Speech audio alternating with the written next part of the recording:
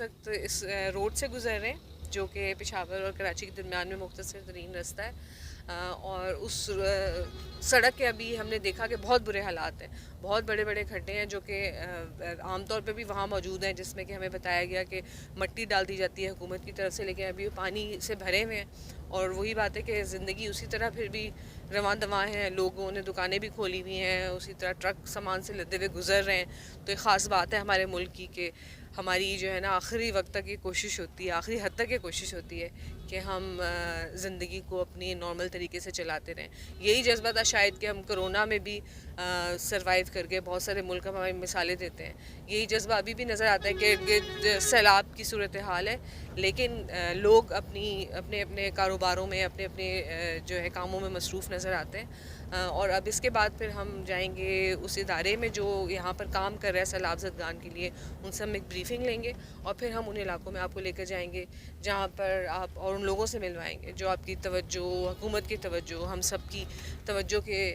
मुंतज़िर हैं। आज याद कर रहे थे सैलाब 2010 को, जिसका कमीशन भी बना कि जनाब अब्बास वाला बंद क्यों तोड़ा गया था और किन लोगों के रकबे बचाए गए थे, किन लोगों के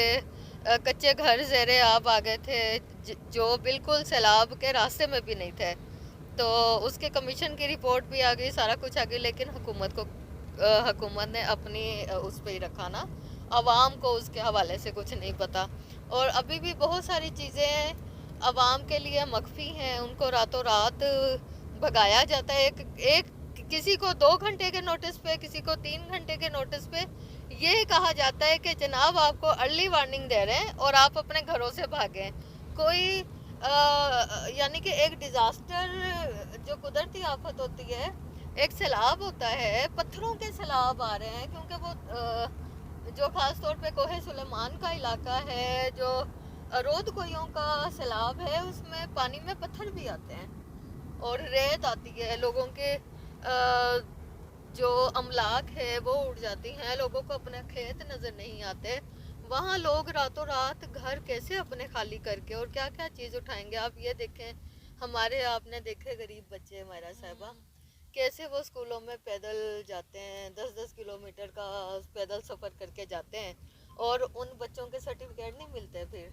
उन लोगों की असनाद गुम हो जाती हैं, उन लोगों को वो अपने आप को जस्टिफाई नहीं कर पाते। आप ये देखें कि हुकूमत पंजाब का एक बहुत बड़ा और अच्छा एक और कदम मैंने देखा कि वो बेनज़ीर इनकम सपोर्ट प्रोग्राम के तहत सैलाब ज़दगान को वो दे रहे हैं,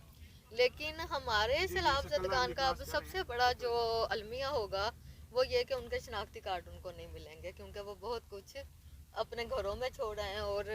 भागते वक्त बंदा सिर्फ अपनी जान ही बचाता है ना। और अक्सर रात के वक्त ऐलान होता है हाँ सैलाब के लिए। अभी भी ये बात हुई थी कि बल्कि पीछे अभी हम जिस सड़क से गुजर रहे थे वो 2010 में वो कहते हैं कि 5 फुट पानी उस सड़क के ऊपर आ गया था, वही जो बंद टूटा और वो सारा सिलसिला हुआ। तो अब आप अगर रात को आपको बीच में रात में पता चलता है तो आप क्या क्या चीज़ें अपने साथ लेके निकलते हैं, यही बात है। और वो शनाख्ती कार्ड जो कि मुश्किल से बनाए गए, इतना लंबी कैंपेन चलाई गई पिछले इलेक्शन से पहले,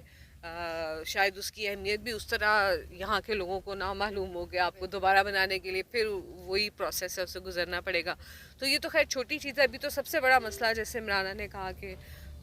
जो हम देखने के लिए भी जा रहे हैं और आपको भी दिखाएंगे कि जो बुनियादी तौर पर जो उनकी बुनियादी ज़रूरतें हैं वो आया उन तक पहुँच रही हैं, नहीं पहुँच रही हैं। और ये कि जहाँ बलूचिस्तान में जहाँ पर इस वक्त आए हुए हैं सैलाब, वो बहुत ज़्यादा बुरी सूरत हाल है जो हमें अभी बताया गया है। यहाँ पर भी मतलब जो भी हालात हैं, पर वो जो बलूचिस्तान में उन इलाकों में जो मारे गए जिन तक कोई पहुँच भी नहीं पाता, जैसे हम तो यहाँ जा रहे हैं, वहाँ पर क्या हालात हैं। तो मेरे ख्याल में अपनी सियासत और इन सब चीज़ों से निकल कर अगर अपनी सारी एनर्जीज़ को, अपने सारे जो भी पैसा इन चीज़ों पर लगाया जा रहा है, उन सारों को जमा करके इस तरफ लेकर आया जाए, डाइवर्ट किया जाए और सोशल वर्क किया जाए, तो मेरे ख्याल में वो ज़्यादा समझदारी की बात होगी, ना कि हम जो बड़े शहरों में इस वक्त जो है वो एक सियासी सूरत हाल में सब कुछ भूले हुए, वो उससे हमें निकलना पड़ेगा, तभी जाकर हम